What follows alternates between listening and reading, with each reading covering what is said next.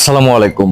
সঠিকভাবে নামাজ আদায় ও মনোযোগ ধরে রাখার ব্যাপারে এক হাদিসে বর্ণিত হয়েছে, রাসূলুল্লাহ সাল্লাল্লাহু আলাইহি সাল্লামের কাছে জনৈক ব্যক্তি সংক্ষিপ্ত উপদেশ কামনা করলে তিনি তাকে বলেন, যখন তুমি নামাজে দণ্ডায়মান হবে তখন এমন ভাবে নামাজ আদায় করো যেন এটি তোমার জীবনের শেষ নামাজ। ইবনে মাজাহ মিশকাত হাদিস। এ প্রসঙ্গে রাসূলুল্লাহ সাল্লাল্লাহু আলাইহি সাল্লাম আরো বলেন, আপনি এমন ভাবে আল্লাহর ইবাদত করবেন যেন আপনি তাকে দেখছেন, আর যদি আপনি তাকে দেখতে না পান তবে বিশ্বাস রাখবেন যে তিনি অর্থাৎ আল্লাহ আপনাকে দেখছেন। প্রতিদিন সিজদা দিয়ে বান্দা এটি প্রমাণ করে যে সে একমাত্র আল্লাহর কাছে আত্মসমর্পণ করেছে এবং আল্লাহ ছাড়া অন্য কারো আনুগত্য করে না।